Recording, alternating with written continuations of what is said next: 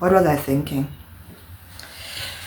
What was I thinking? Why did I think this was going to be simple? So I decided that I am going to host a co-working session for people who are probably working from home or working alone and they struggle with focus and getting things done, because I have worked with enough people to know that sometimes when you are alone, that becomes a challenge for you. So hi guys, my name is Damaris. I am a self-mastery life coach, and for me, being able to control and manage your time is one of the most important things in my life. As a solopreneur, I have to make sure that things do get to happen. So I decided that I was going to host a co-working session, and I just wanted to share with you some of the things that I learned from the first co-working session. While I was busy trying to get ready for the session, I started asking myself, what was I thinking? What was I thinking? Why did I think this was going to be simple? It wasn't simple. Getting ready, promoting the whole co-working session was not simple. It was hectic, right? It had a lot of moving parts to it.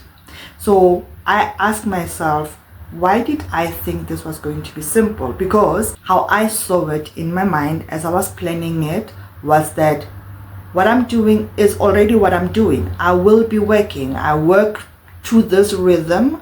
I'm just inviting other people to do the same. For them, it will be maybe more beneficial because it will hold them to account. It will create an office space vibe for them to be online. I had to think about how am I going to replicate that while it is still virtual. So for me, that was the easy part.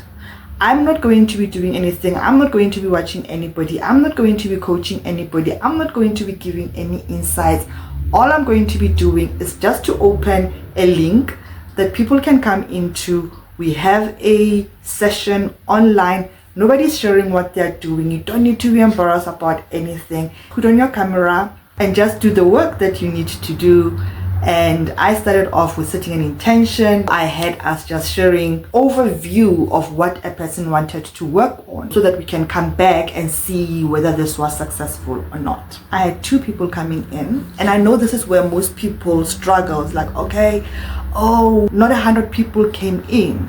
I'm not going to say that. So I had 2 people come in. At first it was 1 person who came in, and they had been following me from TikTok and saying that they want to, I think it's the same person, they want to come into the session. So this morning I sent them that link so that they could come in. I sent it to them. I didn't see the response from them, but I told myself, you know what, it is what it is. I'm already doing the work. I'm going to just show up. So I think it was about 5 minutes just before I started, they came in. So we set up the intentions for our session. I did not want to keep it too long. The idea was that I would open the doors at least 15 minutes before the hour, which was 10 a.m., so that we could start. So they came in just before that. I just ran through the intro of the session, asked them what they wanted to work on, and then explained why we were going to keep our cameras on. This was a trial. I didn't know how it was going to work out, and we got into it.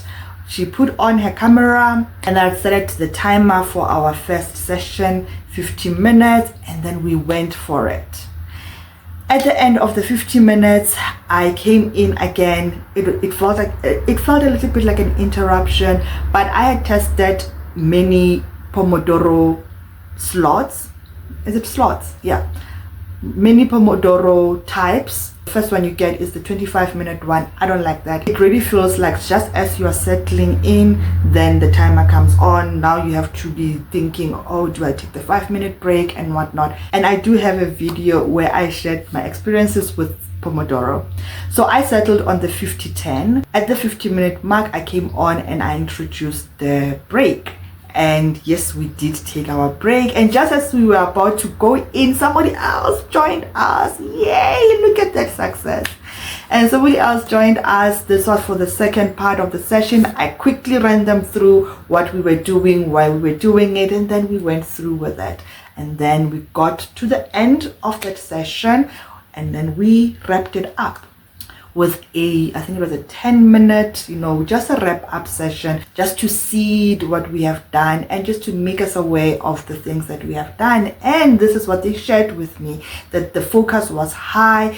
It looked like you had people with you in the same room and you could be accountable to. And I just want to remind you that we are not sharing our screens, right? Nobody's sharing our screens. Nobody knows what you're working on, but just having the intention that you are going to be working on what you want to work on, it did help her. She said that, and it also helped with distractions.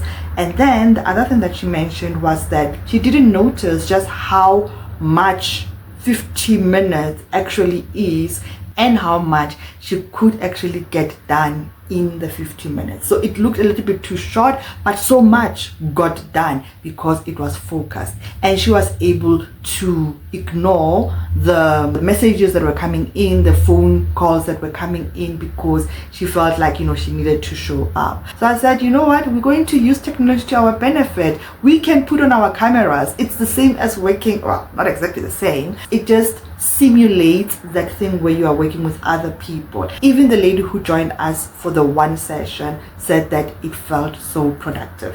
So the sessions really did work, and this was my experience with them. I will be doing them every Monday for now.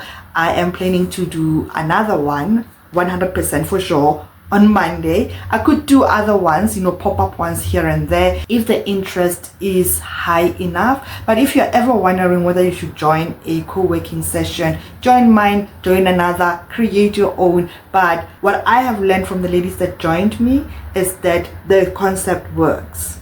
I thought it would, but it's actually good to know that it actually works. And they have proven that to me.